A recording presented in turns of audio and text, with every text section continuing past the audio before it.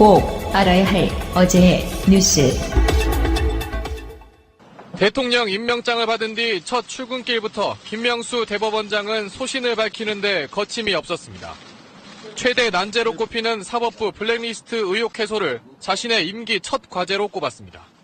급하게 결정해야 될 문제인 것 같습니다.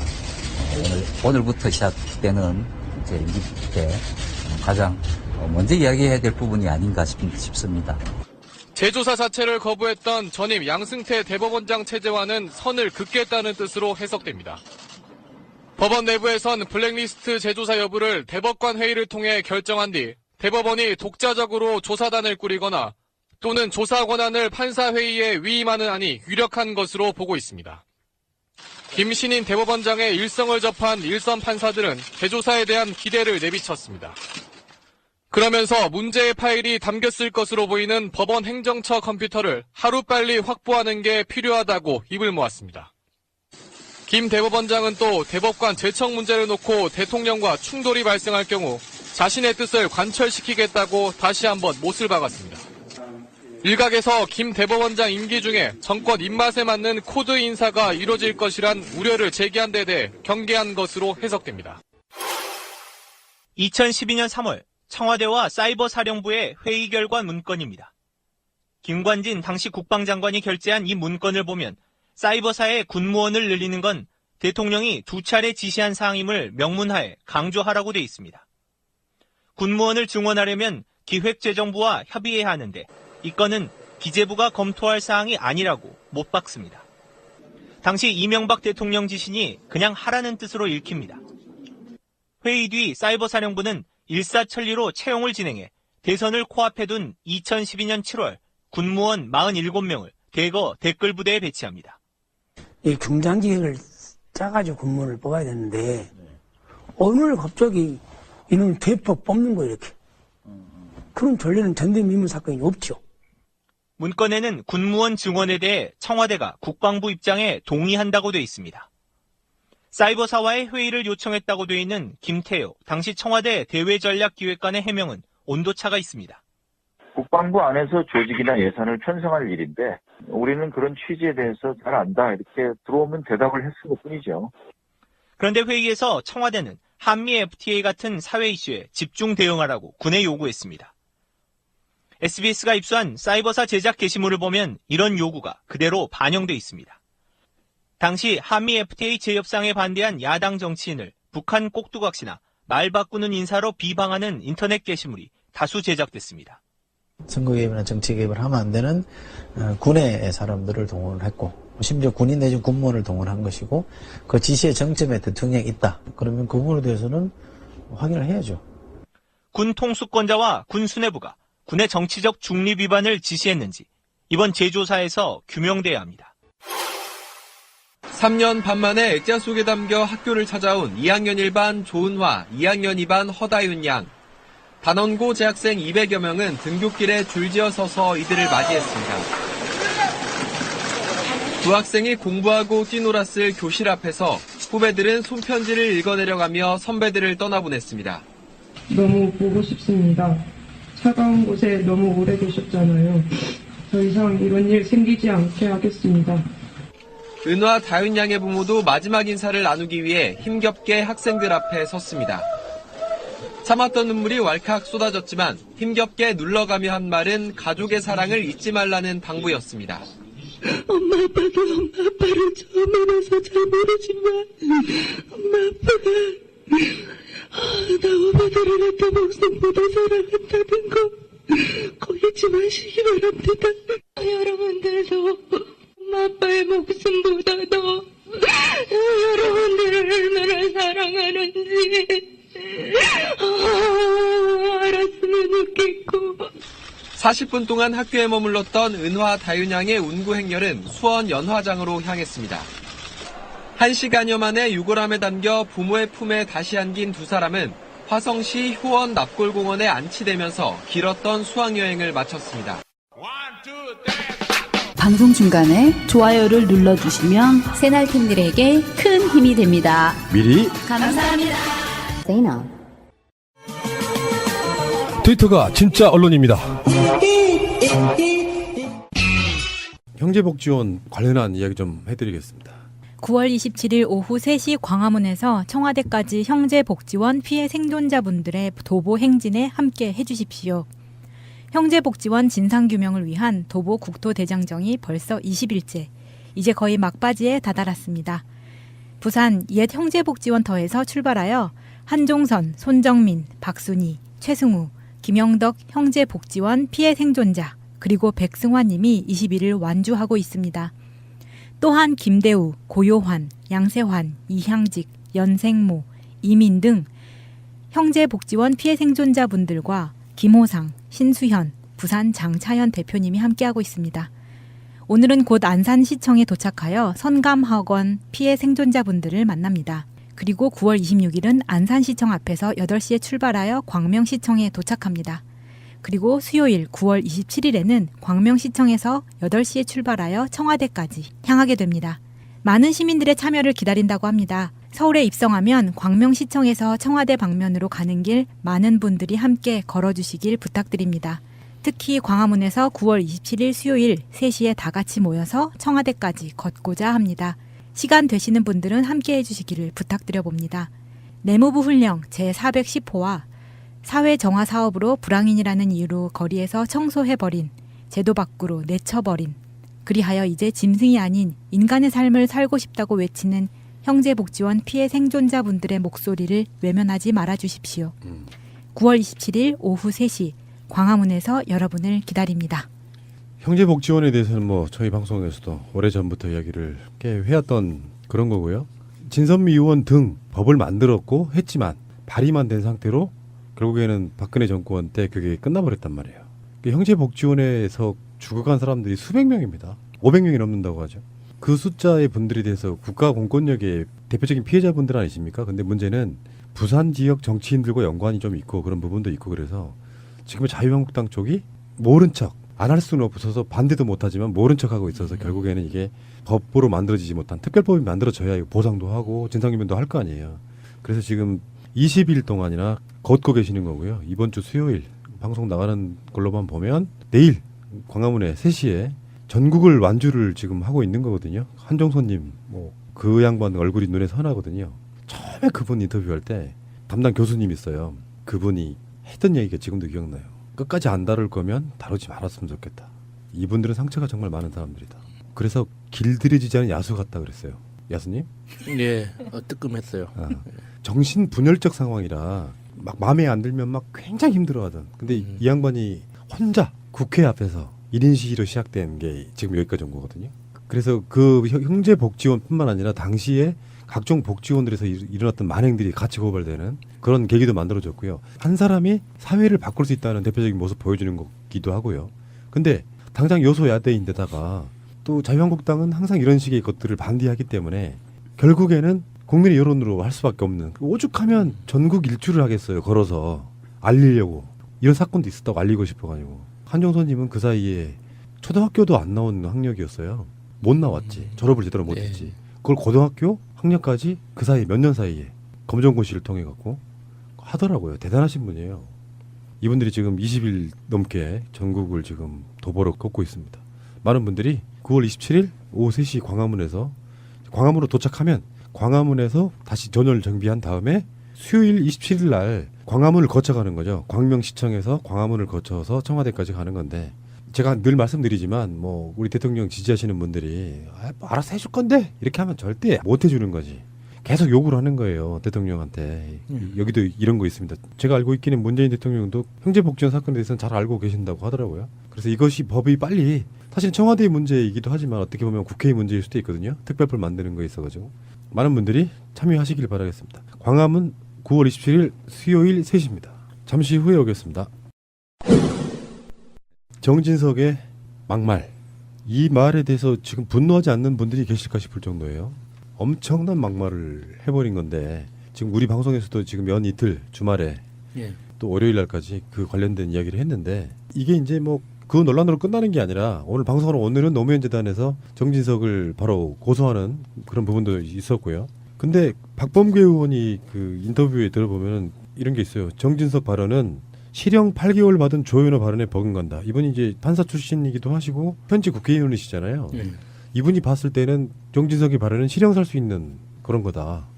버금간다는 게 더 나쁠 수도 있다는 뜻으로 저는 이해했는데 아니요, 버금은 바로 밑에. 더 저질이다는 그런 아니 그런 뜻이 아니라 으뜸 다음에 버금이잖아요. 예. 그러니까 어떤 특정 대상화되어 있는 단어에 예. 조금 못 미치지만 사실 거기에 좀 가까워지는 정도 그렇게 느끼시면 될 것 같아요. 조현호가 처벌받은 것은요, 우리나라 형법에서 그 규정하고 있는 사자명예훼손죄로 법정 구속됐고 2014년 3월 대법원에서 징역 8개월이 확정됐어요. 징역 8월이. 그래서 실형을 받았고요. 이 사자명예훼손으로 처벌을 받았기 때문에 제가 보기에도 이것은 사자명예훼손죄예요. 그러니까 사자명예훼손죄는 우리가 이제 반의사불벌죄라고 보통 얘기하는 명예훼손하고는 달라요. 그게 뭐예요? 반의사 뭐요? 고발인이 예. 합의에 의해서 그 사람이 합의를 봐줘서 서로 합의를 보잖아요, 어느 정도. 예. 그래서 처벌을 원하지 않아요. 하면은 처벌 안 하는 게 반의사불벌죄예요. 피해자가 처벌을 원하지 않는다고 하면은 네. 사건이 끝나는 그런 예, 뜻이에요? 그게 뭐냐면 일반적인 명예훼손, 모욕 이런 죄들이 해당이 돼요. 예전에는 그 성폭행도 그런 부분이었는데 지금은 그게 예. 바뀌었죠. 예, 그래서 반의사불벌죄가 명예훼손, 모욕죄 이런 것들이 형성이 예. 되는데 그래서 처벌을 하지 않고 넘어가는 경우가 많아요. 합의에 의해서 정치인들은 특히. 그런데 이번 발언은 사자명예훼손이에요. 이것은 반의사불벌죄에서 예외 조항이에요. 왜 그러냐면 돌아가신 분이 대항권이 없어요. 그러니까 돌아가신 분은 저 사람한테 저게 잘못됐어라고 이야기할 수 있는 대항을 할 수 있는 권리가 없어요. 돌아가셨기 때문에. 그렇잖아요. 그런 이유가 하나가 있고 또 하나는 이제 조금 엄격하게 보면은 돌아가신 분에 대한 이 명예에 대한 것은 역사적인 사실로 판단을 하게 돼 있어요. 그래서 돌아가신 분에 대해서 진실로 정말로 진실로 이 사람 돌아가신 분을 공격하면 사자명예훼손이 해당이 되질 않아요. 그것은 역사적인 판단을 하라고 그렇게 법으로 규정이 되어 있는 거예요. 그런데 이번에는 명백하게 거짓이죠. 명백한 거짓으로 명예를 훼손했기 때문에 형사처벌이 반드시 된다. 이거는 그렇게 판단을 하고 있고요. 정진석이 이런 어마무시하게 자기가 처벌받을 것을 알고 정미용도 똑같이 또 올라탔죠. 처벌받을 것을 알고 이렇게 발언을 한 게 과연 몰라서 그랬을까? 그러지는 않다고 봐요.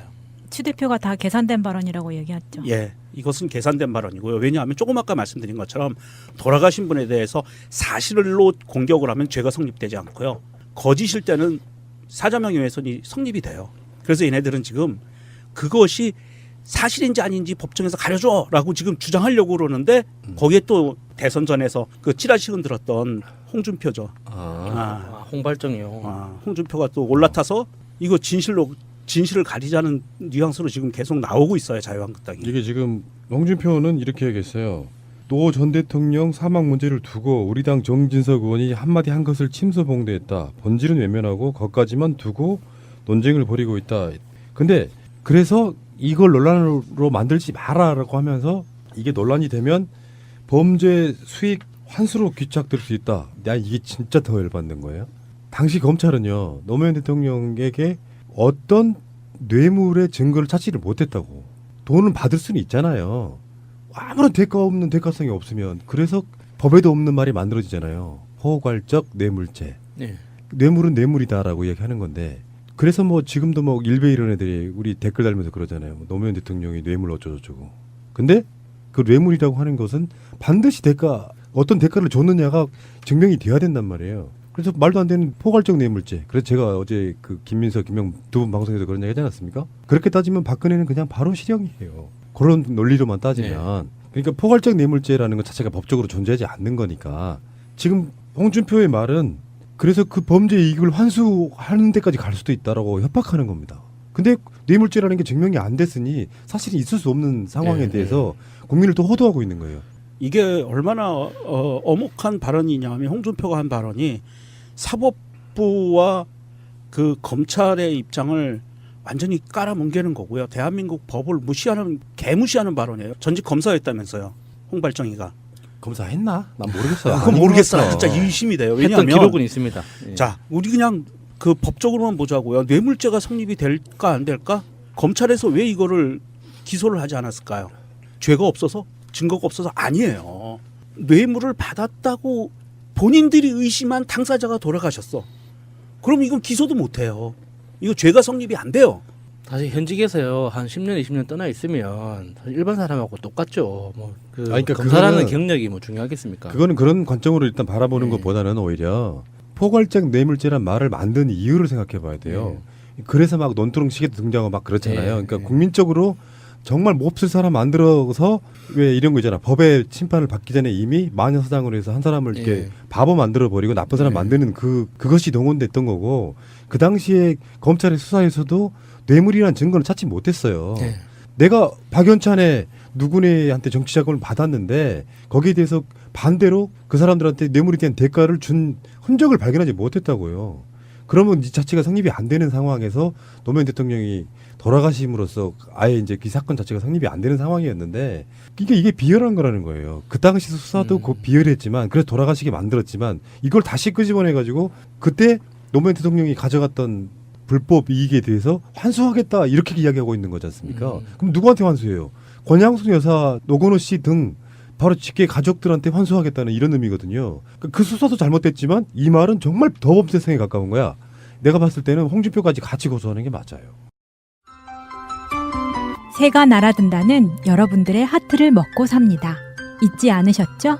에피소드 제목을 누르고 플레이가 되면 오른쪽 위에 하트를 꼭 눌러주세요. 오늘도 감사합니다. 더 많은 분들이 들을 수 있도록 하트 꼭 눌러주세요.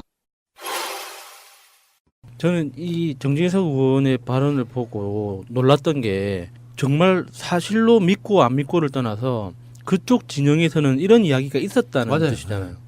그거 이제 저는 더 놀랐었어요.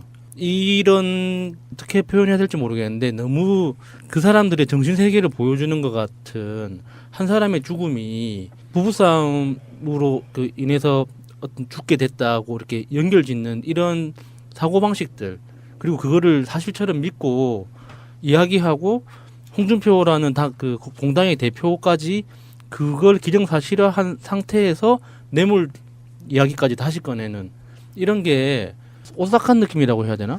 세상에 어떻게 사람들이 있지도 않은 사실을 그렇게 사실처럼 믿을 정도로 자기들끼리는 이렇게 유통이 됐다는 뜻이잖아요. 그러니까 그쪽 진영에 있는 국민들까지도 그렇게 예. 믿고 있는 사람들이 있어요. 예. 그 사람들한테 한 번 더 자기들 입으로 논리적 증거랄까? 자기들 까내는 그런 예. 거를 제시하는 거예요. 그러니까 어쨌건 간에 돌아가셨지만 불쌍한 건 맞는데 뇌물 받은 건 맞잖아. 요 논리를 계속해서 지금 설파하고 있는 거거든요. 지금 쟤네들의 논리는 노무현 대통령의 죽음에 대해서 국민들이 분노하고 그 분노가 켜켜이 쌓였다가 사실은 이번에 문재인 대통령을 선출하게 된 거거든요.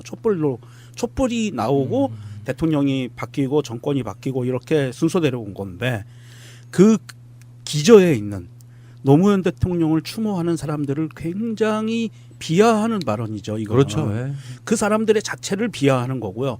그러면서 노무현 대통령의 죽음이라는 거는 걔네들 말에 의하면 별 하찮은 거였어.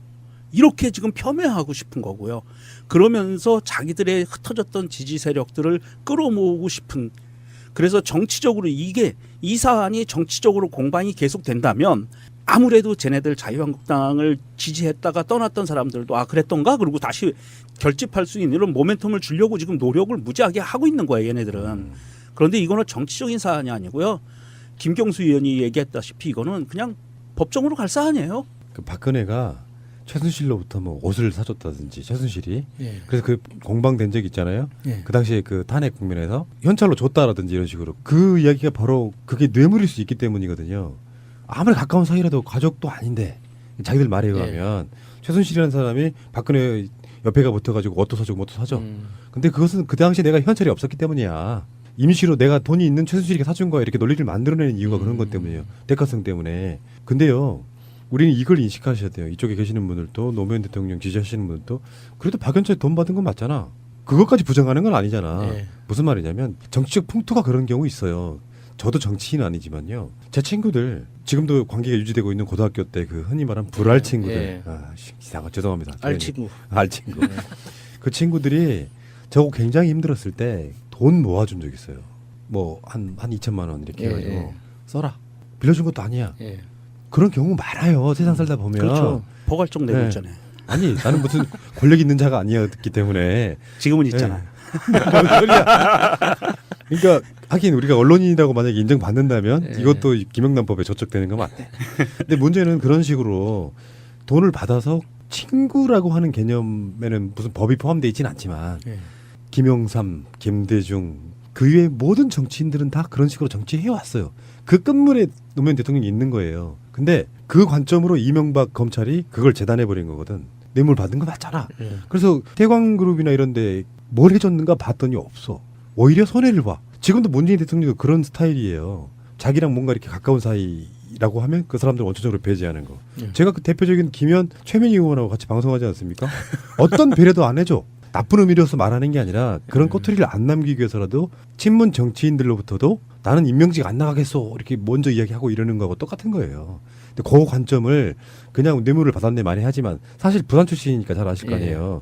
부산 같은데 그쪽 스타일이 보면은 이 사람 정치 되게 잘해.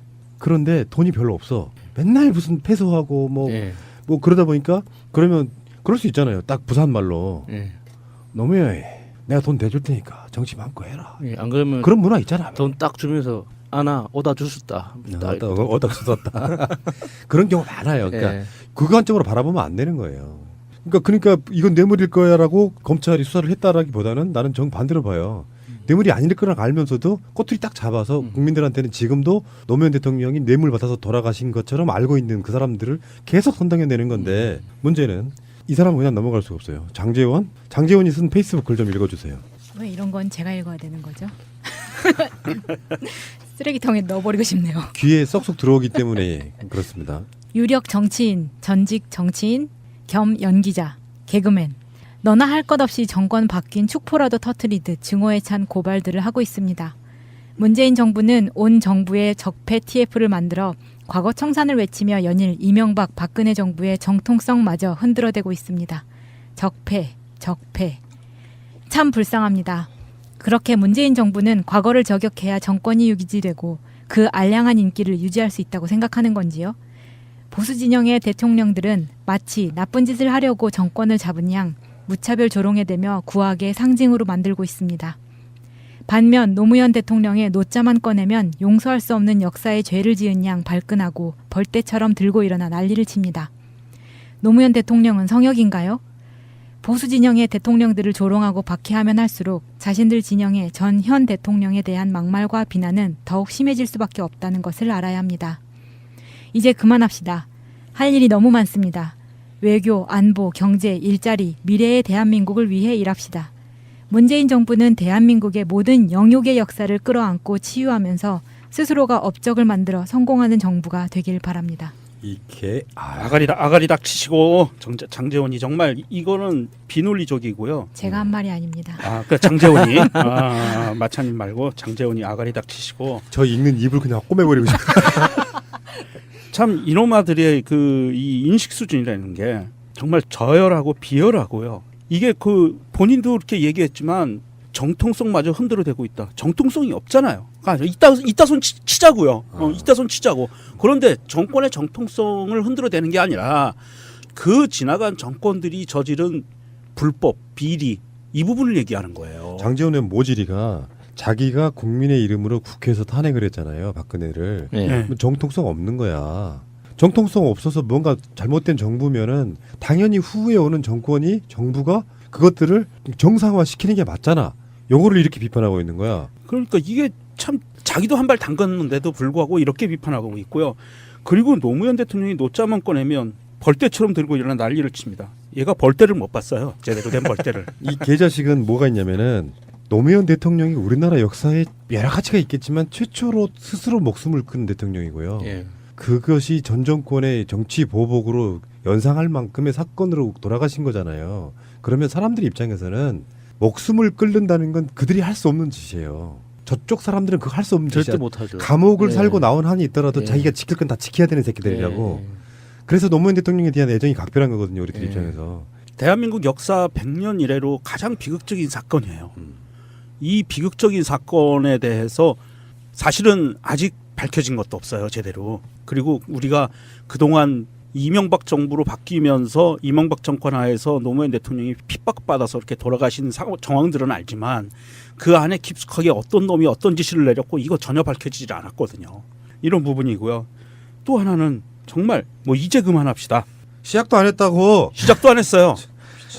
죄 지은 놈들은 처벌이 끝나고 나서야 끝나는 거예요. 이게 정확하게 일본의 논리죠. 과거에 우리가 무슨 짓을 했든 미래가 중요하니까 앞을 보고 나아가자. 친일파들과 일본의 전형적인 논리인 거잖아요.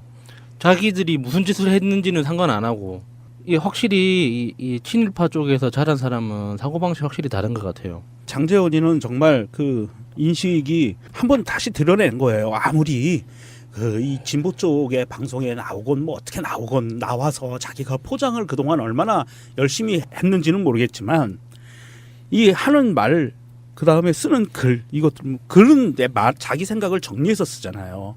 정리해서 쓰는데 증오의 찬 고발들을 하고 있다. 이런 이야기를 하면서 보수 진영의 대통령들을 조롱하고 박해한다. 이러한 말들이 나올 수 있는 그 생각의 근저는 정말 이거는 쓰레기예요. 그동안 어떤 모습으로 포장을 했던 포장을 뜯어놓고 보니까 완전 쓰레기였다. 더 이상도 아니고. 그러니까 이게 이쪽 공감력이랄까 이런 게 전혀 없는 상태라는 게 그냥 눈에 보여지잖아요. 이거 보고 있으면서 내가 이렇게 쌍욕을 하는 이유가 이런 거예요.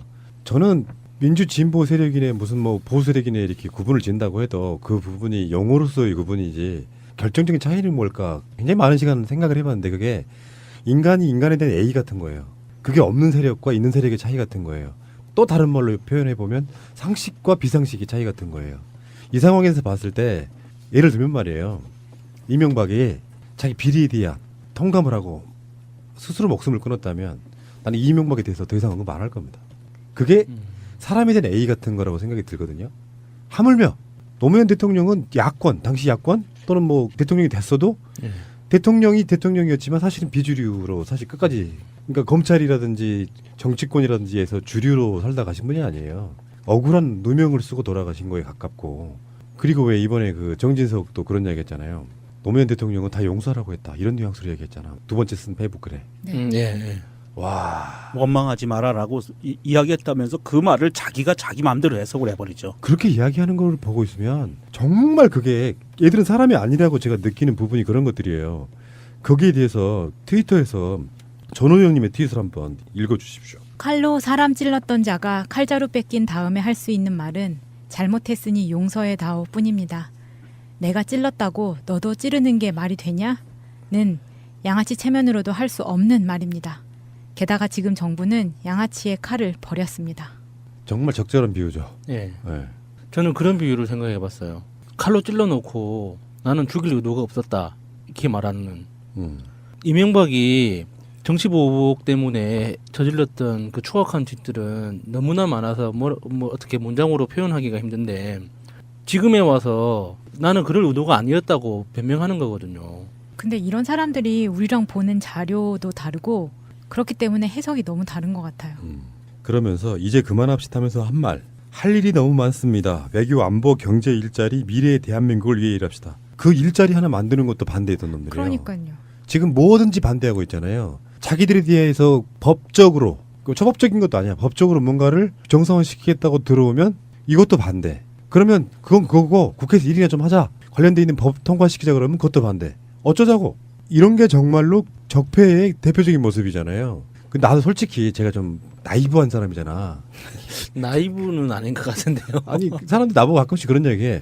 어떤 측면에서는 되게 나이브하다고 말하는 게 이런 거죠. 김어준의 파파이스나 이런 데에 나와가지고 막 무슨 이야기를 하면 나 장제원 옛날에 엄청 싫어했었거든요. 이 장제원이 국회의원 한번 떨어졌다가 다시 들어온 케이스잖아요. 근데 그 전에 국회에서 사실 좀 주목도 좀 쓰고 국회 선진화법 만들어지기 전에 몸싸움 되게 열심히 해가지고 야당 국회의원들 패고 이랬던 놈이에요.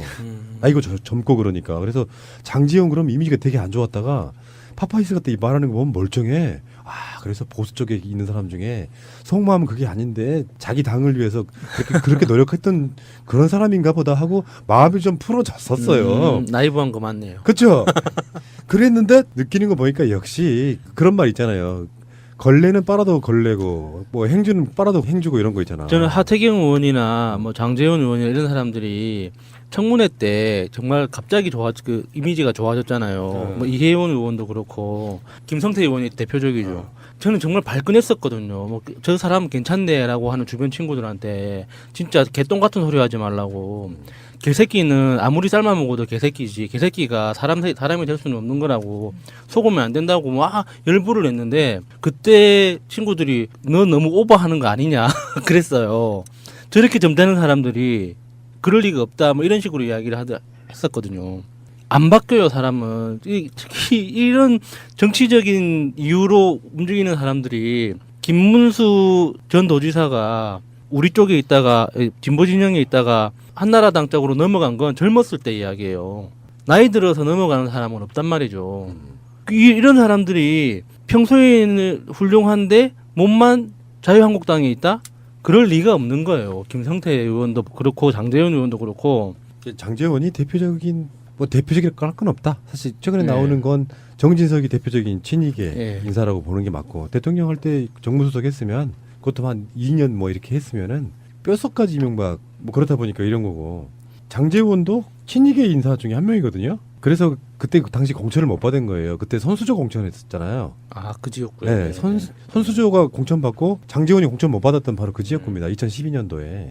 그래서 지금 이제 이명박 수사 사실은 지금 검찰의 모든 칼날은 블랙리스트 내보내 다 거쳐서 이명박 쪽으로 향하고 있는 거잖아요. 네. 이쪽에서 지금 밝혀지는 것들을 보면 어마무시해요. 그러니까 그게 이명박이 혐의가 없는데 뭔가 우리가 작전을 짜서 이명박을 조준하고 있는 게 아니라 이명박이 해온 짓들을 밝히다 보니까 이명박으로 가고 있는 거예요. 그리고 전 정권에서 밝히지 않았기 때문에 하고 있는 거지. 그렇죠. 무슨 정치 보복으로 뭉뚱그려서 이게 이명박으로 칼끝이 자꾸 가니까 이런 글을 오히려 올려서 지금 뭔가 분산을 시키려고 하는 건지 진보에서는 이렇게까지 막말한 사람이 없잖아요. 나는 그 장대원도 그렇고 정진석도 그렇고 그런 말도 안 되는 말을 이렇게 진짜 쓰레기 같은 글들을 보면서 닭들의 반란 이런 생각을 해봤어요. 이 치킨집을 운영하는 사장님들을 닭들이 봤을 때 어떤 생각을 하겠어요? 아무 죄도 없는 우리를 팔다리 잘라가면서 뜨거운 기름에 튀겨내고 얼마나 잔인한 새끼들이에요. 그렇게 욕하는 것 같은 느낌인 거예요. 자, 노무현 대통령 이야기하는 김에 하나만 더 할게요. 국정원이 노무현 대통령 홈피에다가 글이 올라가면 그것도 비방 대응 작전이라는 거 했다는 거야. 홍준표도 그렇고 정진석도 그렇고 장제원도 그렇고 뭐 지금 최근에 나오는 모든 용어에 수면으로 올라올 수밖에 없는 용어가 이제 정치 보복이거든요. 정치 보복이냐 아니냐 논란은 우리가 알고 있는 감정적 내용을 떠나가지고 이게 앞으로 정치권에서 굉장히 오랜 시간 동안 화두가 될 겁니다. 정치 보복이냐 아니냐. 근데 바라보는 관점에 따라서가 아니라 잘못되어 있는 거잖아요. 잘못되어 있는 것. 불법적이거나 편법적이면서 국민의 세금만 혈세만 낭비한 것들 이런 것들을 원위치로 돌려놓는 작업. 이게 지금 개혁인 거잖아요. 개혁이라는 게. 근데 그런 관점에서 봤을 때 그들이 말하는 정치 보복이 아니려면 정치 보복이 성립되려면 누구 말처럼 노무현 대통령이 됐을 때 자기들이 정치 보복으로 부를 만한 게 있었냐를 먼저 들어가 봐야 돼요. 김대중 대통령은 어떻게 했습니까? 당선되자마자 공약이었었기 때문에 김영삼 정권 때 당선되고 나서 며칠 안 있다가 전두환 노태우를 사면해 줍니다. 그게 이제 천추의 한이 되는 어떤 여러 가지 부분이 있겠지만 노무현 대통령도 정치 보복이라고 부를 만한 걸 하지 않았어요. 그 문성근 대표가 노무현 대통령 돌아가신 지 1주기 때 했던 그 연설에 보면 그런 얘기가 나오는데 이쪽은 정치 보복하지 않았다. 근데 노무현 대통령이 임기를 마치고 내려오자마자 이명박은 정치 보복 비슷하게 전직 대통령을 돌아가시게 하잖아요. 이명박이 정말로 정치 보복할 생각이 없었으면 노무현 대통령 수사에 대해서 검찰한테 한마디만 하면 됩니다. 근데 정반대로 했잖아요. 정황적으로 보면 뒤 좀 캐봐. 이런 식이었을 거라고요. 이게 이제 법무부 장관이나 국정원장이나 뭐 검찰총장이 이렇게 내려갔겠지만 근데 검찰이 인지수사 비슷하게 했다고 치더라도 이게 건수가 되지 않고 지금까지 해왔던 관례 이런 거였다고 생각하면 그 멈출 수 있는 힘이 있거든요. 대통령은. 왜 기억들 나실지 모르겠는데 김대중 대통령이 후보로 나와서 이회창과 막 붙을 때 김영삼 대통령이 원노비 사건 관련하고 이런 부분들에 대해서 조사하지 말라. 검찰한테 스톱을 시켜줌으로써 김대중 대통령이 당선되는데 굉장히 공을 세웠다 이런 얘기를 하거든요. 그런 것들이 이제 정치 보복으로 서로가 안 보이려고 하는 나름대로 대통령들의 제스처 같은 거예요. 전직 대통령으로서 너무 젊었던 노무현 대통령이 전직으로서 가질 어떤 영향력들 이런 것들에 대한 원천 봉쇄 이런 것들까지 포함해서 사실 죽일 생각이 있었다 이렇게 보는 건 좀 어렵고 결국에는 노무현 대통령이 이렇게 죽음으로써 마무리가 된 상황이지만 나쁜 사람, 좋은 것이 딱 비리 있는 사람으로 만들어서 향후에 발언권 자체를 확 죽여버리려고 하는 그런 시도가 있었다고 보는 게 맞거든요. 어찌됐건 바로 이런 게 저는 그런 걸 보는 거거든요. 노무현 대통령 홈페이지 노하우.or.kr 사람 사는 세상 지금은 이제 노무현 재단의 홈페이지를 쓰고 있는데 그 당시에는 개인 홈페이지였어요. 노무현 대통령 개인 홈페이지. 국정원 요원들이 같이 작업했다는 거 아니에요. 진짜 노무현이 무섭고 싫었었나 봐요.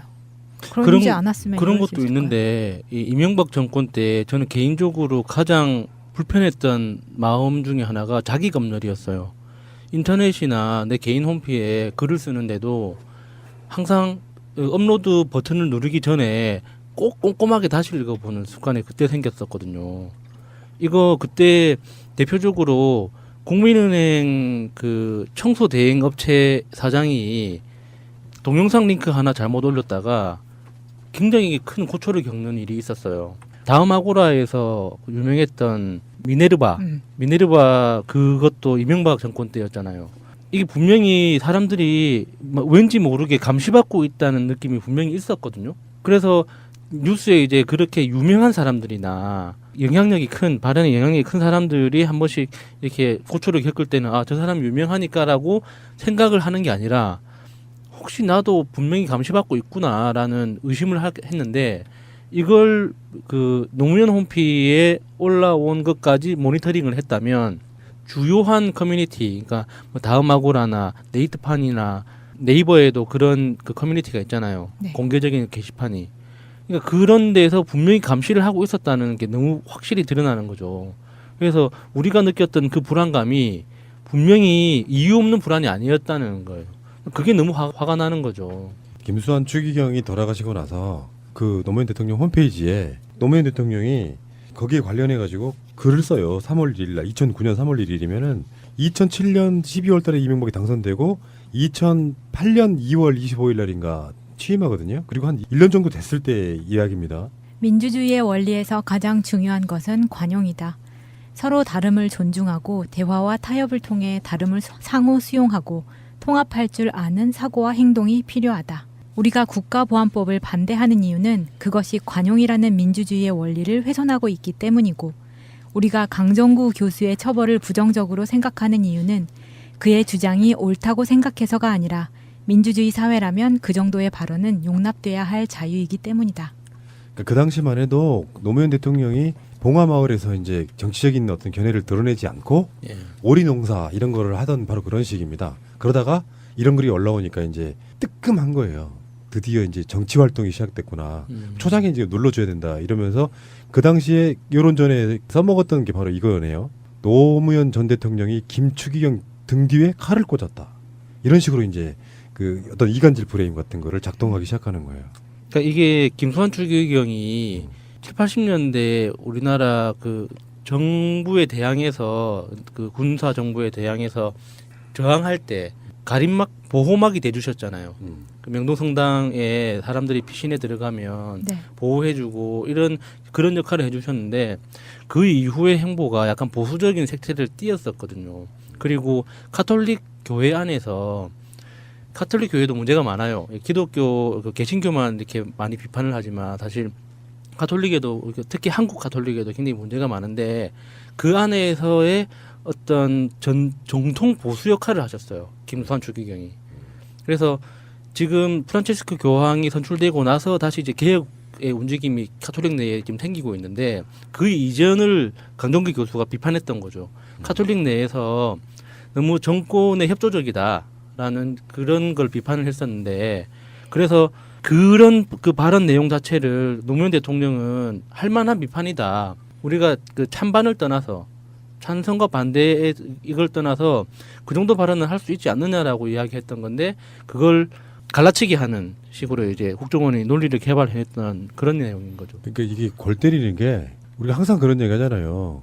국정원에서 참여정부 시절에 정권 초반에 그랬다는 거 아니에요. 여론 작업 해주겠다고 그걸 거절했다고. 그래서 뭐 다른 KBS 사장이나 국정원장이나 이런 사람들은 독대하지 않겠다, 아예 만나지도 않겠다라고 민주화 시대의 예. 어떤 선언 같은 걸 한 거예요. 예. 검찰도 마찬가지고요. 권력의 외압을 안 주겠다는 측면. 예, 예. 이건 제가 봤을 때 어떤 스킬이나 기술로는 어쩌면 잘못된 방법일 수는 있어요. 의지를 떠나가지고 예.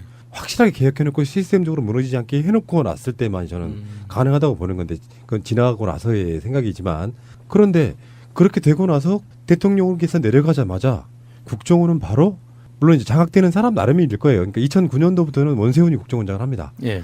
그 이명박 정권 초반 때는 다른 사람이 했고요. 그런데 그 국정원이 바로 전 퇴임한 지 얼마 되지도 않은 대통령을 상대로 심리전하는 거예요. 바로 물어뜯어버리는 일종의 사냥개 근성이 있잖아요. 미친 사냥개 근성을 바로 드러내는 거거든요. 자, 어쨌건 간에 보셨겠지만요. 정재훈 씨, 홍준표, 정진석, 강효상까지 조선일보가 정치보복을 이야기해요. 이를테면 다 이런 식인 거예요. 정말 나쁜 사람들입니다. 법적인 걸 떠나서 저는 그 이야기가 더 맞다고 생각하는데 처벌받는 게 중요한 건 아니고요. 처벌 플러스 진정한 사과예요. 석고대죄한단 말 있잖아요. 사실 이게 석고대죄감이거든. 법적인 처벌은 다른 문제인 거고. 근데 자기들한테는 그런 게 없어요. 우리는 정치보복했으나 너희들은 하면 안 돼. 이거잖아. 우리가 무슨 정치보복을 했는데 라고 설명하는 대표적인 상징적인 모습이 노무현 대통령이잖아요. 그것 말고도 얼마나 많은 것들이 있었습니까? 블랙리스트도 정치보복이에요. 알고 보면. 자기한테 안 좋은 발언한 사람들. 이 사람들을 보복해서 밥줄을 끊어버리는 게 지들이 지금까지 해왔던 게 전부 다 정치보복입니다. 밥줄만 끊으면은 그나마 양반이죠. 정말 입에 담지도 못할 악플들을 조직적으로 따라다녔잖아요. 그 사람들 뒤로. 그게 진짜 범죄 중에 진짜 너무 잔인한 범죄인 거죠.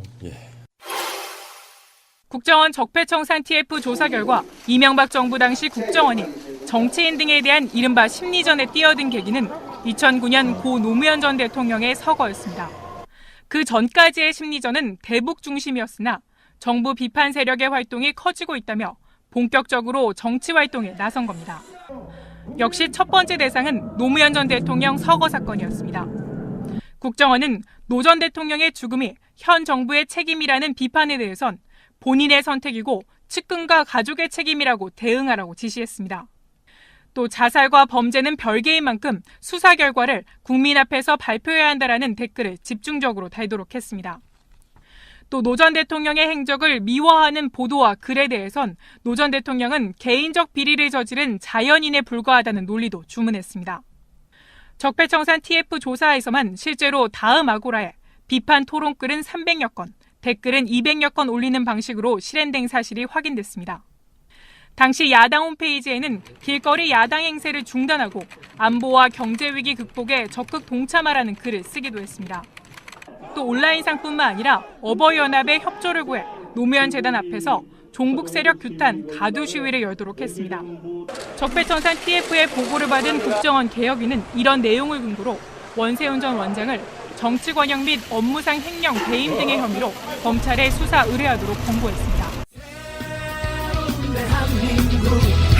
완전한 대한민국 문재인과 손잡고 다시 하는 우리 대한민국. 끊지 마세요. 끊지 마세요. 네, 저는 항상 그렇듯이 준비하지 않은 상태에서 오늘 오면서 생각을 해봤어요. 뭘 하겠어요? 이제 제가 해봤던 거. 제가 심취해서 했던 스포츠. 처음에 말씀드렸던 것처럼 저는 그 스포츠 보는 거 안 좋아하거든요. 예를 들어서 스포츠 중계를 본 게 있다면 저는 뭐 자전거 로드 대회나 뭐 마라톤 대회나 역도 이런 거는 본 적은 있어요. 왜냐하면 제가 다 해봤던 거고.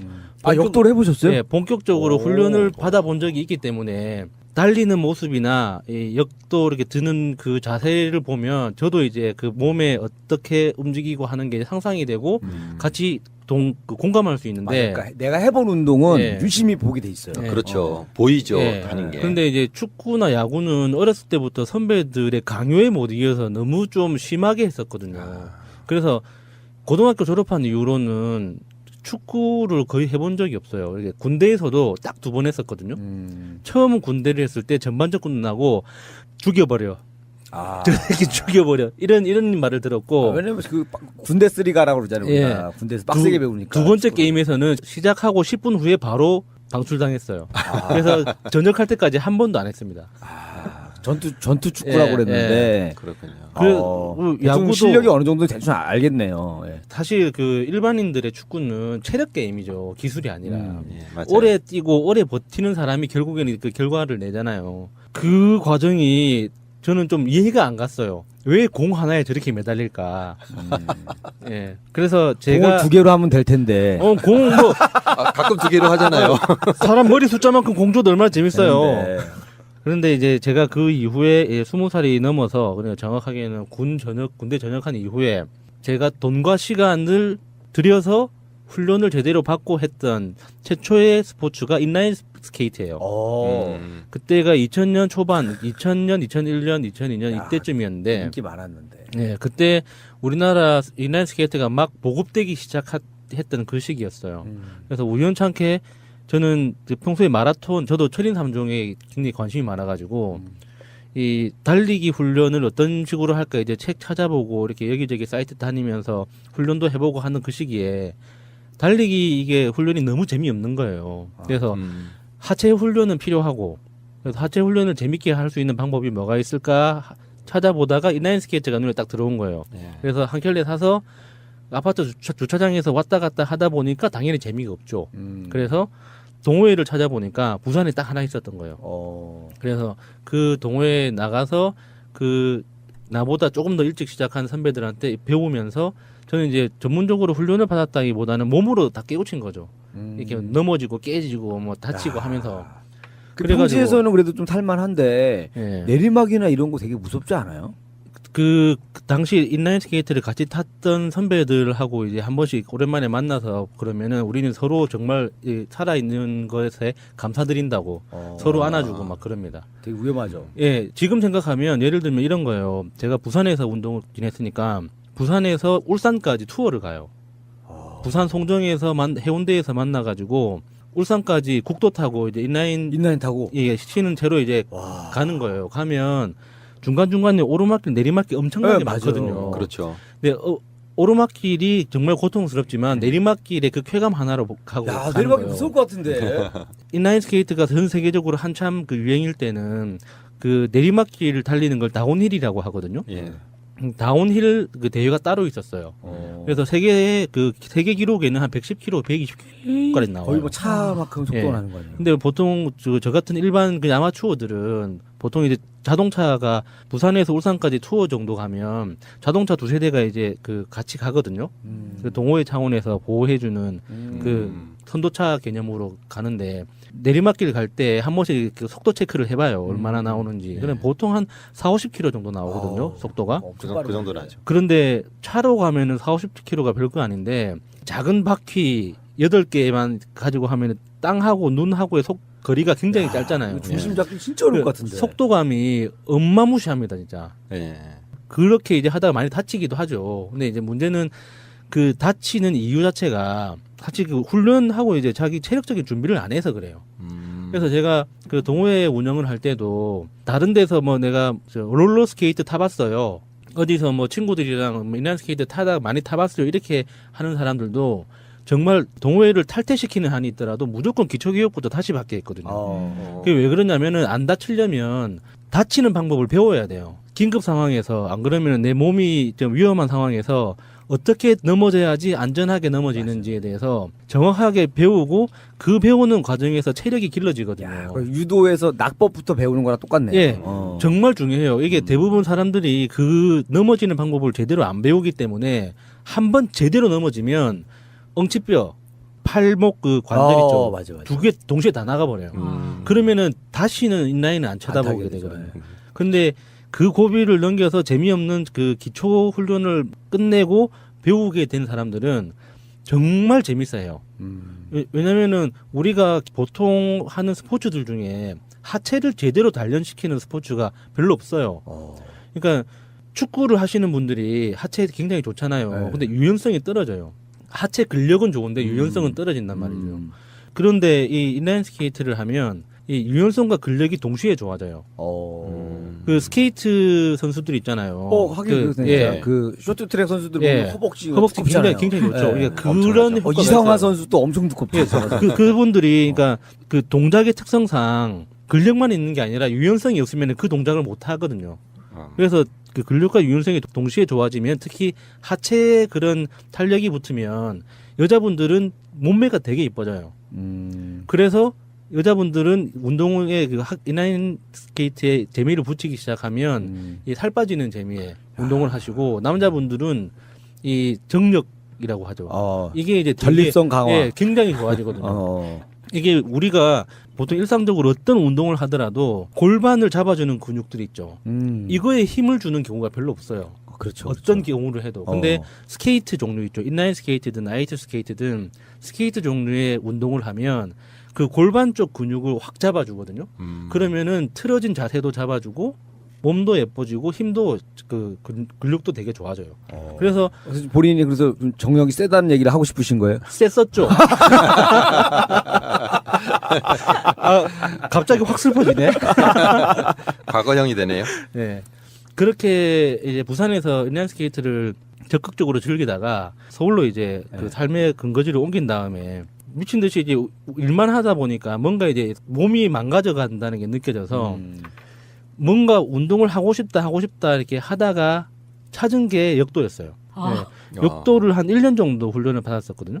그 역도는 뭐 어디 가서 배워야 되는 거예요? 진짜 배울 때가 있나요? 보통 그 크로스핏이라고 하잖아요. 예. 그 크로스핏 클럽들 중에 그 센터장이 역도에 대해서 특별히 애정을 가진 사람들이 있어요. 그래서 역도를 위한 그 프로그램으로 이제 다시 훈련을 하는 거죠. 그래서 빈봉부터 시작하고 뭘 하는데 이제 저는 들어본 게 40kg 이상 못 들어봤어요. 이게 40kg 정도 드는 것도 자기 몸무게의 절반을 정확한 자세로 드는 것도 쉬운 건 아니거든요. 그런데 저는 그 역도 클럽 다니면서 사람 몸이 정말 이쁘다는 걸 그때 딱 깨달았어요. 그때. 보통 우리가 다이어트 운동에 좋다고 해서 스쿼트 많이 시키잖아요. 앉았다 일어났다 스쿼트. 그 스쿼트가 정확하게 딱 구사가 되면은 그 역기를 줄 수가 있거든요. 근데 보통 우리가 미디어나 일반적인 클럽에서 스쿼트 하는 거 보면은 자세가 좀 민망해 보여요. 그 궁뎅이 뒤로 쭉 빼고 이렇게 허리 고추 세우고 막 이러니까 뭐 민망해 보이는데 정말 정확하게 자세를 잡잖아요. 멋있어요. 그게 그 우리가 올림픽에서 역도 선수들이 용상이라고 하죠. 이렇게 쭉 들었을 때 이제 벌떡 일어서기 직전에 이게 그 앉는 그 자세 있죠. 그 자세가 인간이 그 몸으로 받아낼 수 있는 최대 중량이라고 생각하시면 돼요. 그 엄청난 자세거든요. 맞아요. 근데 그 자세를 정확하게 해내면 놀랍게도 살도 빠지기 시작하는 거죠. 보통 우리가 장민아 씨 안 빠지시던데. 역도 선수들 보면 그러니까 인간의 한계를 넘어서 들어올리기 위해서 이 그 근육량을 붙이려고 하는 거죠. 근데 보통 아마추어 선수들이 하는 걸 보면 역도 선수들 중에 아마추어 역도 선수들 중에 뚱뚱한 사람 없어요. 정말 다 몸이 좋아요. 그래서 운동을 막 한참 펌핑이 됐을 때는 이렇게 막 이렇게 울그락불그락 한데 보통 이제 평상시에는 정말 보기 좋거든요. 딱 건강한. 특히 저는 그 여자분들이 꼭 하면 좋은 운동이라고 생각해요. 근데 너무 힘들잖아요. 아니요. 빈봉만 해도 거의 20kg잖아요. 그러니까 힘들다는 게 고정관념이에요. 스포츠를 좀 이론적으로 공부하신 분들은 이제 다 이해하시는데 인간이 하는 스포츠들 중에 최고의 스포츠가 역도예요. 오, 그래요? 인간이 그러니까 어떤 스피드, 뭐 그 힘, 모든 폭발력, 유연성 그 9개 항목이 있거든요. 인간이 수행할 수 있는 운동 능력이 9개인데 그 9개 능력이 동시에 최대치가 딱 되면은 역도를 들 수가 있게 되는 거예요. 그래서 역도가 겉보기에는 무식해 보이잖아요. 그래서 뭐 유연성이랑 상관없을 것 같아요. 딱 보기엔. 근데 유연성이 없으면 앉은 상태에서 못 일어나요. 그 무게를 가지고. 그래서 이 골반이라든지 그 허리의 유연성과 근력이 동시에 받쳐져야지 그 중량을 가지고 관절 각도가 변하면서 일어날 수가 있거든요. 그래서 우리가 겉보기하고 달라요. 굉장히 좋은 운동이에요. 저도 그 얘기 들은 적이 있어요. 그러니까 제자리 높이 뛰기 제일 잘하는 선수가 역도 선수라 그러더라고요. 보통 배구 선수들한테 그런 이야기를 하면은 다 비웃거든요. 근데 실제로 딱 둘이 그 데려다 놓고 테스트를 하면 역도 선수가 훨씬 높이 뛰어요. 그렇다 그러더라고요. 야, 그러니까 그만큼 허벅지 근육이나 이런 게 엄청나게 발달했다는 거네. 탄력이 굉장하다는 거죠. 그런 걸 저 이상화 선수 네. 그 TV CF 보면 피겨스케이팅. 예, 양쪽으로 왔다 갔다 하는 그런 훈련을 하잖아요. 네. 그 한쪽 다리로 버티면서 네. 그 운동 능력도 역도 선수들이 훨씬 뛰어납니다. 그 힘이 지구력도 그렇고. 아니, 그럼 지금도 역도 하세요? 지금 안 아니요, 하세요? 지금 안 해요. 아, 그러면은 그 인라인 하다가 역도 네. 하시고 지금 현재는 지금 자전거를 주로 자전거에 또 탑니다. 관심이 예. 생기시고. 자전거는 평소에도 계속 꾸준히 이렇게 틈날 때마다 탔었는데 동호회에서 타세요? 혼자 타세요? 동호회 나갔다가 네. 예, 좀 그 동호회 너무 전투적인 분위기에 기가 죽어가지고 아니 그러니까 그 여성분한테 전투적인 거예요? 아니면 코스가 전투적인 거예요? 장비부터 코스까지 예. 그리고 너무 전투적이에요. 예. 그래서 저는 그 자전거에 대한 제 고집 중에 하나가 그 편의점이나 식당에 밥 먹으러 들어갔다가 나왔을 때 도둑 맞았다 했을 때 어떻게 하나 사야지라는 생각이 들 정도의 가격대로 사요. 그 정도 가격이면 예. 괜찮은데. 근데 보통 그 동호회 나가면 그 자동차 한 대를 가지고 나오시거든요. 맞아요. 그리고 그 자동차 한 대의 그 자전거를 가지고 뭐 150km 막 120km 투어를 가요. 당일 투어를. 그러면은 저도 혼자서 이렇게 왔다 갔다 하면 100km는 혼자서 왔다 갔다 하거든요.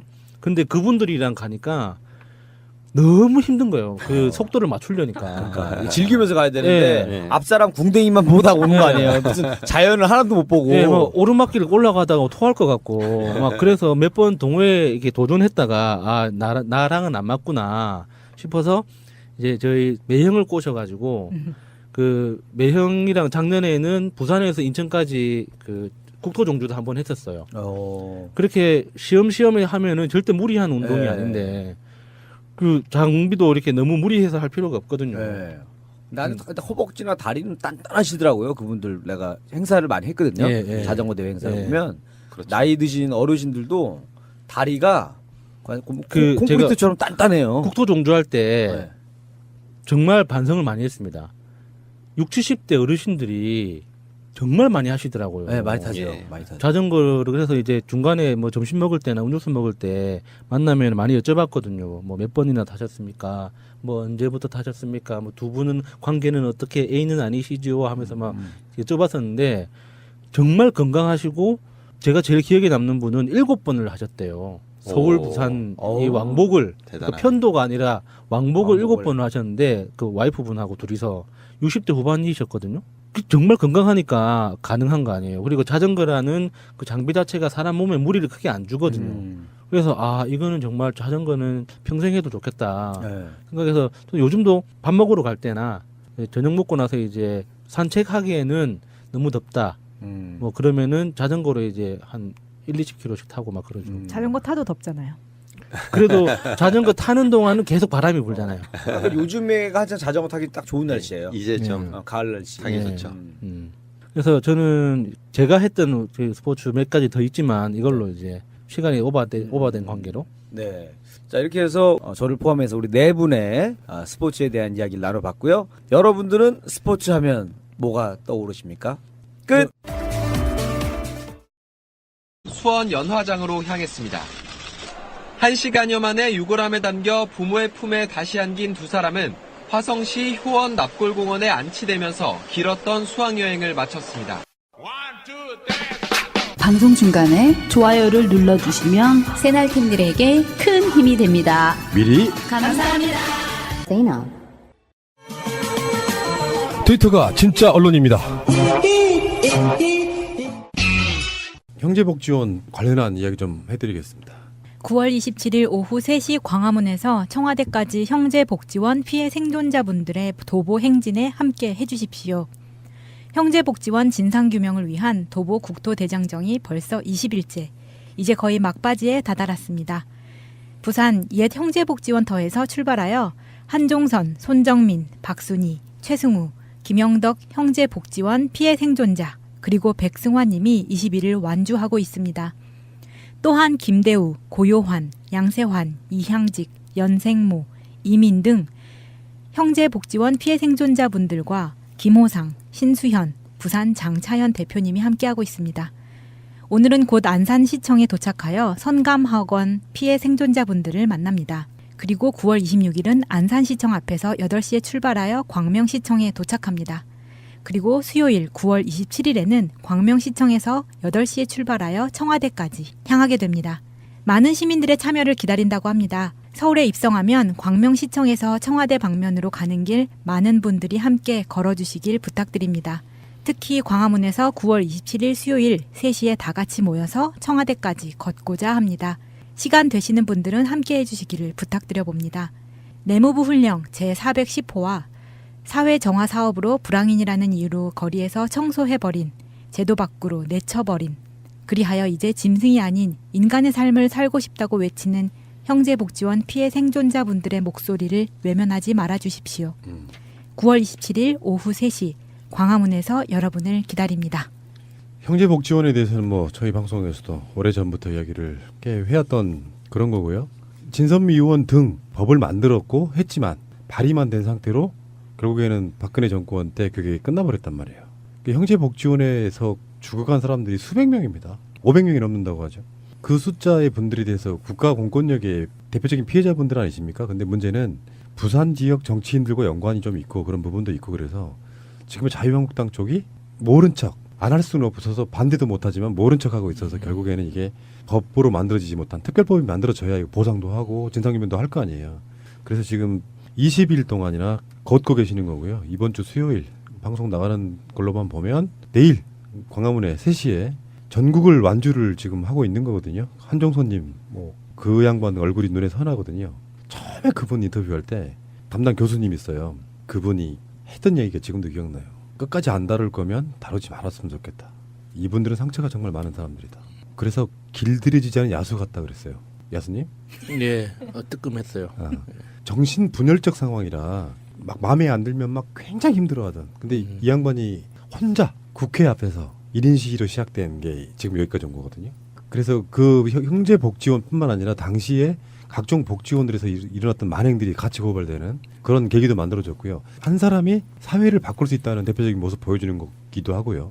근데 당장 여소야대인데다가 또 자유한국당은 항상 이런 식의 것들을 반대하기 때문에 결국에는 국민의 여론으로 할 수밖에 없는, 오죽하면 전국 일주를 하겠어요. 걸어서 알리려고. 이런 사건도 있었다고 알리고 싶어가지고. 한종선님은 그 사이에 초등학교도 안 나온 학력이었어요. 못 나왔지. 졸업을 제대로 못했지. 그걸 고등학교 학력까지 그 사이 몇 년 사이에 검정고시를 통해 갖고 하더라고요. 대단하신 분이에요. 이분들이 지금 20일 넘게 전국을 지금 도보로 걷고 있습니다. 많은 분들이 9월 27일 오후 3시 광화문으로 도착하면 광화문에서 다시 전열을 정비한 다음에 수요일 27일 날 광화문을 거쳐가는 거죠. 광명시청에서 광화문을 거쳐서 청와대까지 가는 건데, 제가 늘 말씀드리지만 뭐 우리 대통령 지지하시는 분들이 알아서 해줄 건데 이렇게 하면 절대 못 해주는 거지. 계속 욕을 하는 거예요, 대통령한테. 여기도 이런 거 있습니다. 제가 알고 있기는 문재인 대통령도 형제복지원 사건에 대해서는 잘 알고 계신다고 하더라고요. 그래서 이것이 법이 빨리, 사실 청와대의 문제이기도 하지만 어떻게 보면 국회의 문제일 수도 있거든요. 특별법 만드는 거에 있어가지고. 많은 분들이 참여하시길 바라겠습니다. 광화문 9월 27일 수요일 3시입니다. 잠시 후에 오겠습니다. 정진석의 막말. 이 말에 대해서 지금 분노하지 않는 분들이 계실까 싶을 정도예요. 엄청난 막말을 해버린 건데, 지금 우리 방송에서도 지금 이틀 주말에 또 월요일 날까지 그 관련된 이야기를 했는데, 이게 이제 뭐 그 논란으로 끝나는 게 아니라 오늘 방송으로 오늘은 노무현 재단에서 정진석을 바로 고소하는 그런 부분도 있었고요. 근데 박범계 의원이 그 인터뷰에 들어보면 이런 게 있어요. 정진석 발언은 실형 8개월 받은 조현호 발언에 버금간다. 이분이 이제 판사 출신이기도 하시고 현직 국회의원이시잖아요. 이분이 봤을 때는 정진석의 발언은 실형 살 수 있는 그런 거다. 버금간다는 게 더 나쁠 수도 있다는 뜻으로 저는 이해했는데, 아니요, 버금은 바로 밑에. 더 저질이다는 그런. 아니 그런 뜻이 아니라 으뜸 다음에 버금이잖아요. 그러니까 어떤 특정 대상화되어 있는 단어에 조금 못 미치지만 사실 거기에 좀 가까워지는 정도, 그렇게 느끼시면 될 것 같아요. 조현호가 처벌받은 것은요, 우리나라 형법에서 그 규정하고 있는 사자명예훼손죄로 법정 구속됐고 2014년 3월 대법원에서 징역 8개월이 확정됐어요. 징역 8월이. 그래서 실형을 받았고요. 이 사자명예훼손으로 처벌을 받았기 때문에 제가 보기에도 이것은 사자명예훼손죄예요. 그러니까 사자명예훼손죄는 우리가 이제 반의사불벌죄라고 보통 얘기하는 명예훼손하고는 달라요. 그게 뭐예요? 반의사 뭐요? 고발인이 예. 합의에 의해서 그 사람이 합의를 봐줘서 서로 합의를 보잖아요. 어느 정도. 예. 그래서 처벌을 원하지 않아요. 하면은 처벌 안 하는 게 반의사불벌죄예요. 피해자가 처벌을 원하지 않는다고 하면은 네. 사건이 끝나는 그런 예, 경우도 그게 있어요? 뭐냐면 일반적인 명예훼손, 모욕 이런 죄들이 해당이 돼요. 예전에는 그 성폭행도 그런 부분이었는데 지금 그게 바뀌었죠. 예, 그래서 반의사불벌죄가 명예훼손, 모욕죄 이런 것들이 형성이 되는데 그래서 처벌을 하지 않고 넘어가는 경우가 많아요. 합의에 의해서 정치인들은 특히. 그런데 이번 발언은 사자명예훼손이에요. 이것은 반의사불벌죄에서 예외 조항이에요. 왜 그러냐면 돌아가신 분이 대항권이 없어요. 그러니까 돌아가신 분은 저 사람한테 저게 잘못됐어라고 이야기할 수 있는 대항을 할 수 있는 권리가 없어요. 돌아가셨기 때문에. 그렇잖아요. 그런 이유가 하나가 있고 또 하나는 이제 조금 엄격하게 보면은 돌아가신 분에 대한 이 명예에 대한 것은 역사적인 사실로 판단을 하게 돼 있어요.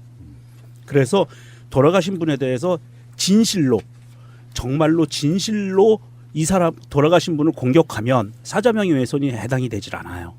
그것은 역사적인 판단을 하라고 그렇게 법으로 규정이 되어 있는 거예요. 그런데 이번에는 명백하게 거짓이죠. 명백한 거짓으로 명예를 훼손했기 때문에 형사처벌이 반드시 된다. 이거는 그렇게 판단을 하고 있고요. 정진석이 이런 어마무시하게 자기가 처벌받을 것을 알고 정미용도 똑같이 또 올라탔죠. 처벌받을 것을 알고 이렇게 발언을 한 게 과연 몰라서 그랬을까? 그러진 않다고 봐요. 추 대표가 다 계산된 발언이라고 얘기했죠. 예, 이것은 계산된 발언이고요. 왜냐하면 조금 아까 말씀드린 것처럼 돌아가신 분에 대해서 사실로 공격을 하면 죄가 성립되지 않고요. 거짓일 때는 사자명예훼손이 성립이 돼요. 그래서 얘네들은 지금 그것이 사실인지 아닌지 법정에서 가려줘라고 지금 주장하려고 그러는데 거기에 또 대선 전에서 그 찌라시 흔들었던 홍준표죠. 홍발정이요. 홍준표가 또 올라타서 이거 진실을 가리자는 뉘앙스로 지금 계속 나오고 있어요. 자유한국당이. 이게 지금 홍준표는 이렇게 얘기했어요. 노 전 대통령 사망 문제를 두고 우리 당 정진석 의원이 한마디 한 것을 침소봉대했다. 본질은 외면하고 거기까지만 두고 논쟁을 벌이고 있다. 근데 그래서 이걸 논란으로 만들지 마라라고 하면서 이게 논란이 되면 범죄 수익 환수로 귀착될 수 있다. 나 이게 진짜 더 열받는 거예요. 촛불이 나오고 대통령이 바뀌고 정권이 바뀌고 이렇게 순서대로 온 건데 그 기저에 있는 노무현 대통령을 추모하는 사람들을 굉장히 비하하는 발언이죠. 이거는. 그렇죠. 네. 그 사람들의 자체를 비하하는 거고요. 그러면서 노무현 대통령의 죽음이라는 거는 걔네들 말에 의하면 별 하찮은 거였어. 이렇게 지금 폄훼하고 싶은 거고요.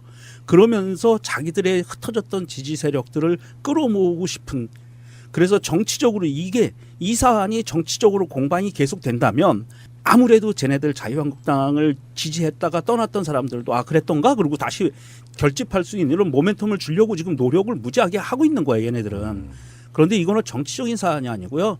김경수 의원이 얘기했다시피 이거는 그냥 법정으로 갈 사안이에요. 그 박근혜가 최순실로부터 뭐 옷을 사줬다든지 최순실이 예. 그래서 그 공방된 적 있잖아요. 예. 그 당시에 그 탄핵 국면에서 현찰로 줬다라든지 이런 식으로 그 이야기가 바로 그게 뇌물일 수 있기 때문이거든요.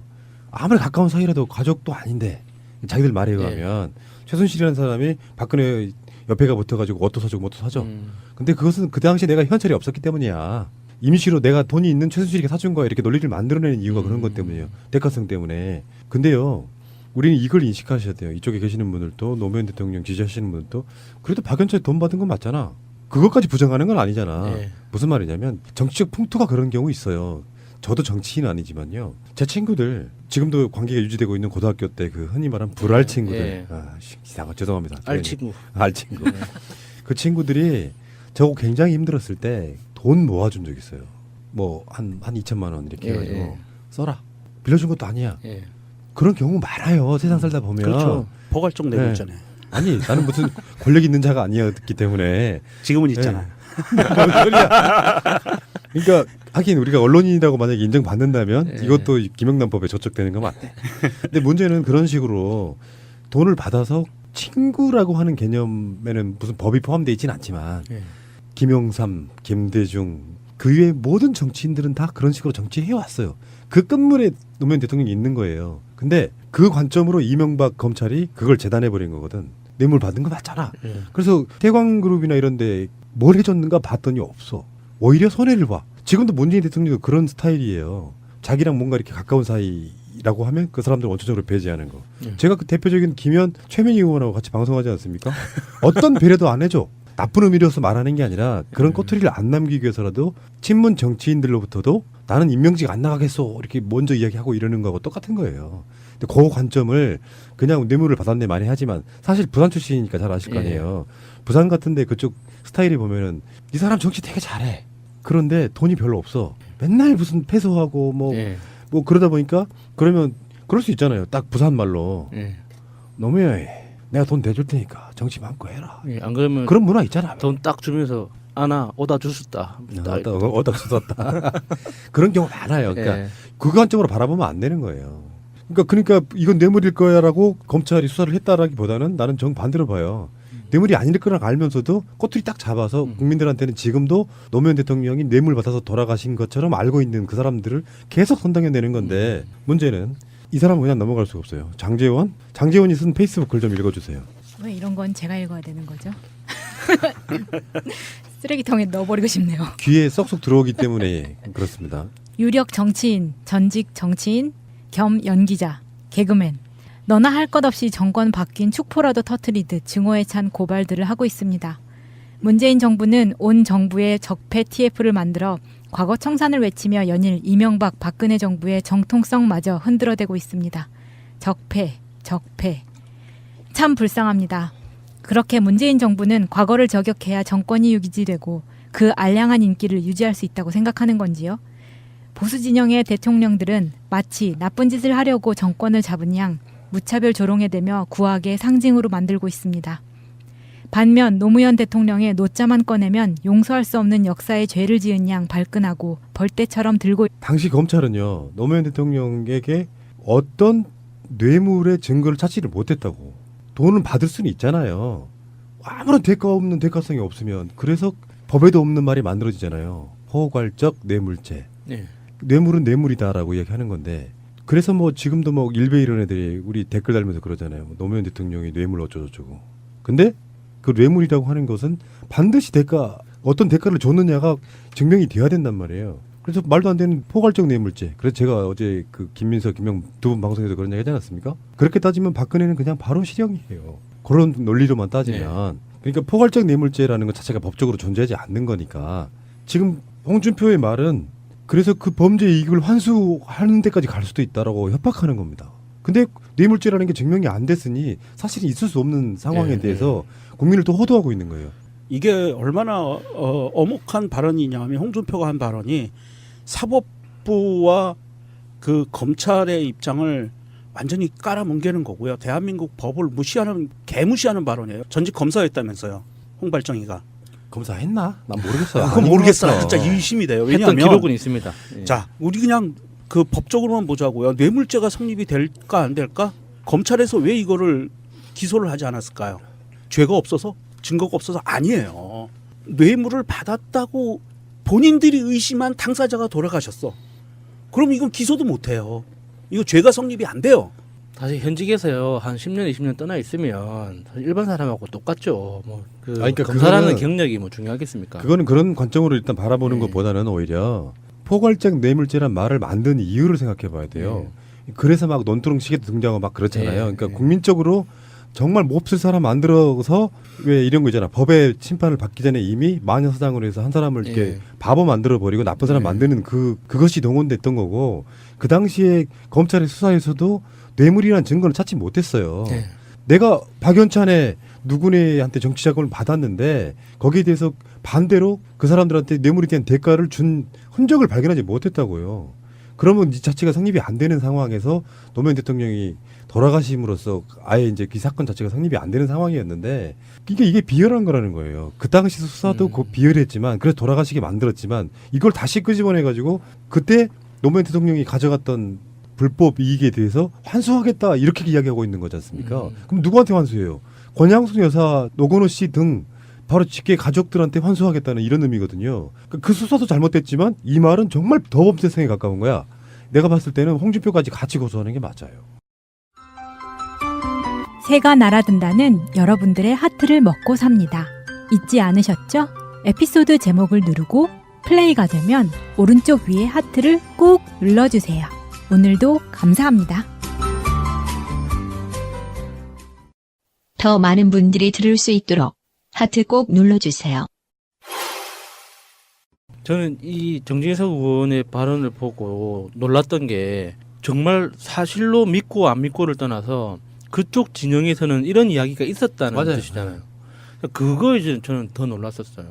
이런 어떻게 표현해야 될지 모르겠는데 너무 그 사람들의 정신 세계를 보여주는 것 같은 한 사람의 죽음이 부부싸움으로 인해서 어떤 죽게 됐다고 이렇게 연결짓는 이런 사고 방식들, 그리고 그거를 사실처럼 믿고 이야기하고 홍준표라는 그 공당의 대표까지 그걸 기정사실화한 상태에서 뇌물 이야기까지 다시 꺼내는 이런 게 오싹한 느낌이라고 해야 되나? 세상에 어떻게 사람들이 있지도 않은 사실을 그렇게 사실처럼 믿을 정도로 자기들끼리는 이렇게 유통이 됐다는 뜻이잖아요. 그러니까 그쪽 진영에 있는 국민들까지도 그렇게 예. 믿고 있는 사람들이 있어요. 예. 그 사람들한테 한 번 더 자기들 입으로 논리적 증거랄까? 자기들 까내는 그런 예. 거를 제시하는 거예요. 어쨌건 간에 돌아가셨지만 불쌍한 건 맞는데 뇌물 받은 건 맞잖아. 요 논리를 계속해서 지금 설파하고 있는 거거든요. 지금 쟤네들의 논리는 노무현 대통령의 죽음에 대해서 국민들이 분노하고 그 분노가 켜켜이 쌓였다가 사실은 이번에 문재인 대통령을 선출하게 된 거거든요. 촛불 꼭 알아야 할 어제의 뉴스. 대통령 임명장을 받은 뒤 첫 출근길부터 김명수 대법원장은 소신을 밝히는데 거침이 없었습니다. 최대 난제로 꼽히는 사법부 블랙리스트 의혹 해소를 자신의 임기 첫 과제로 꼽았습니다. 급하게 결정해야 될 문제인 것 같습니다. 오늘부터 시작되는 이제 임기 때 가장 먼저 이야기해야 될 부분이 아닌가 싶습니다. 재조사 자체를 거부했던 전임 양승태 대법원장 체제와는 선을 긋겠다는 뜻으로 해석됩니다. 법원 내부에선 블랙리스트 재조사 여부를 대법관 회의를 통해 결정한 뒤 대법원이 독자적으로 조사단을 꾸리거나 또는 조사 권한을 판사회의에 위임하는 안이 유력한 것으로 보고 있습니다. 김신인 대법원장의 일성을 접한 일선 판사들은 재조사에 대한 기대를 내비쳤습니다. 그러면서 문제의 파일이 담겼을 것으로 보이는 법원 행정처 컴퓨터를 하루빨리 확보하는 게 필요하다고 입을 모았습니다.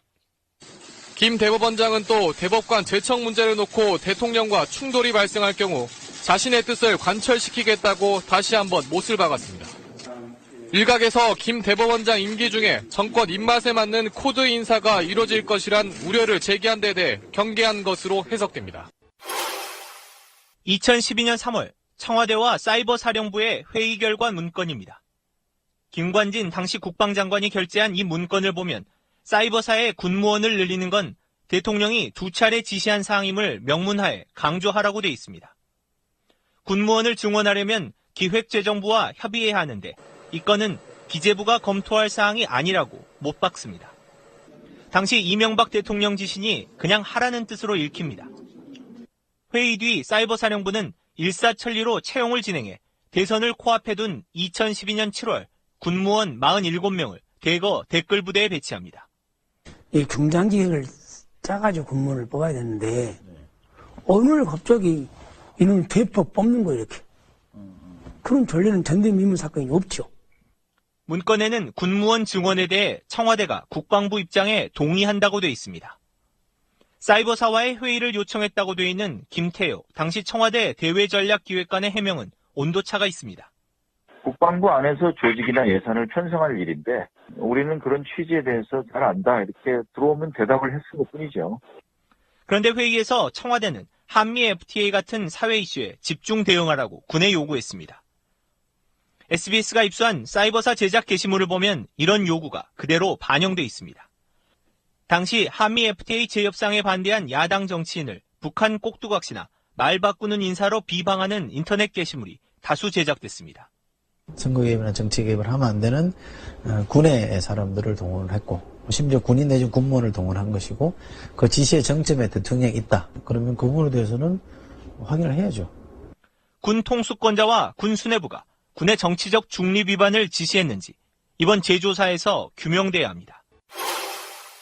3년 반 만에 액자 속에 담겨 학교를 찾아온 2학년 1반 조은화, 2학년 2반 허다윤 양. 단원고 재학생 200여 명은 등굣길에 줄지어 서서 이들을 맞이했습니다. 두 학생이 공부하고 뛰놀았을 교실 앞에서 후배들은 손편지를 읽어내려가며 선배들을 떠나보냈습니다. 너무 보고 싶습니다. 차가운 곳에 너무 오래 계셨잖아요. 더 이상 이런 일 생기지 않게 하겠습니다. 은화, 다윤 양의 부모도 마지막 인사를 나누기 위해 힘겹게 학생들 앞에 섰습니다.